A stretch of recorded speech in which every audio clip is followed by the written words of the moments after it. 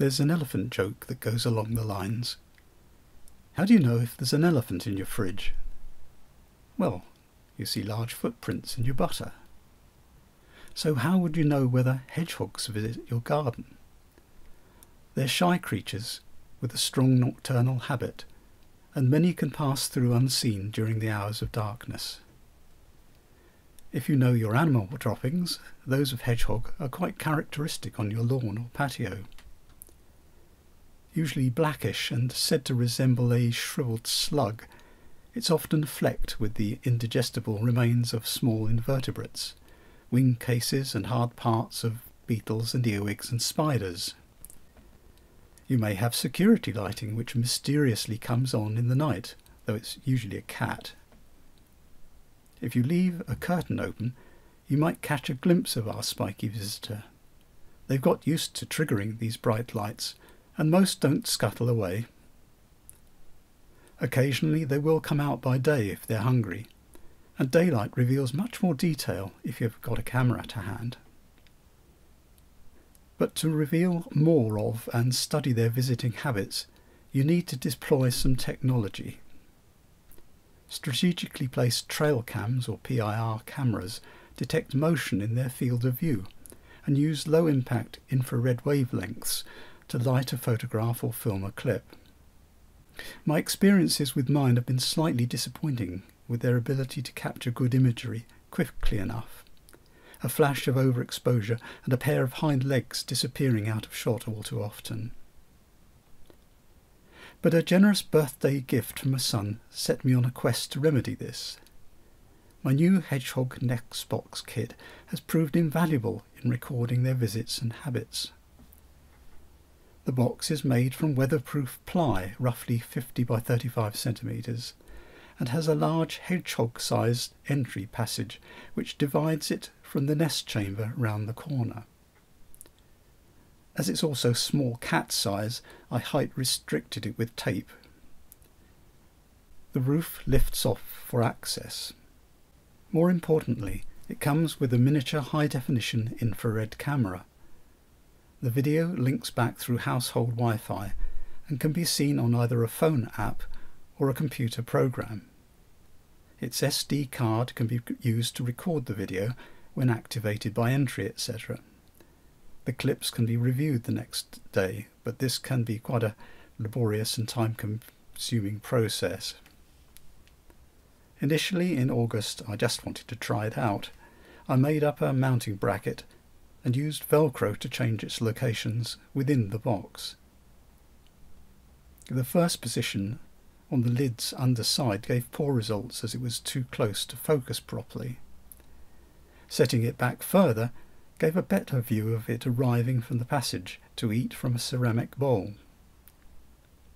Not knowing any better at the time, I just put a few scraps of fat or rind, etc., all of which seemed to be acceptable, especially fish skin. Thinking to the future winter and the possibility of it becoming a hibernation box, I located it in the corner of the garden under a shrub.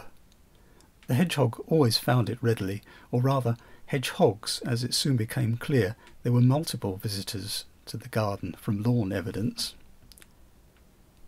I'd realised for several years they came in mainly from a neighbour's garden, which backs onto a field, and under a fence into mine. It would come and go directly, under my garden gate also, into the street. Setting up a camera in the neighbour's garden, with their assent, allowed me to track them until they reached the fence. Larger ones needed to squeeze a bit to extrude themselves through the shingle tunnel. Considering the mechanics of hibernation, I understood they would find a quiet place under a hedge or tree roots. In gardens they might move under a decking platform or a shed, or even a risky bonfire pile. So for their comfort I provided some dry leaves in the nest chamber. No interest was shown, so I tried a higher tech approach, and I lined the nest area with dimpled acoustic foam or sponge slabs to provide an insulated comfy billet. This got some response, but the interested party got planning permission for changes before moving in.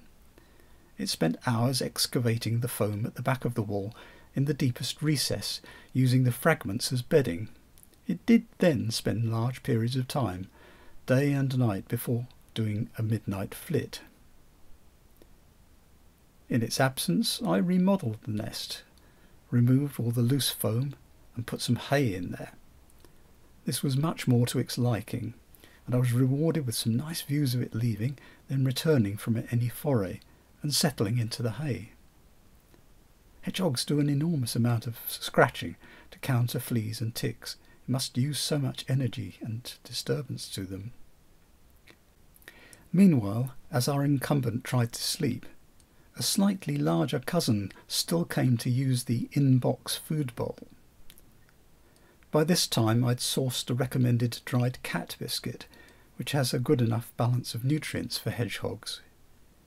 It's also much cheaper than the specialist food, which they rejected anyway. One cold night, the newcomer chose to co-locate for a while and clambered on top of Sleeping Beauty.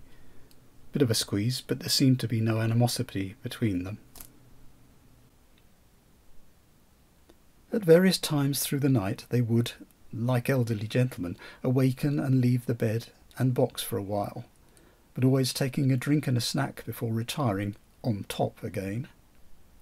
So I removed the bowl to a newly fabricated lean-to by the entrance, to discourage such promiscuity, but to no avail. The following night it all proved too much for the original occupant, who left the nest for the final time. In late November a new pattern emerged. The victor would arrive after dark, say around 7:30 to 8, and leave again at about 4 a.m. in the morning. Overnight this was anything but uninterrupted repose.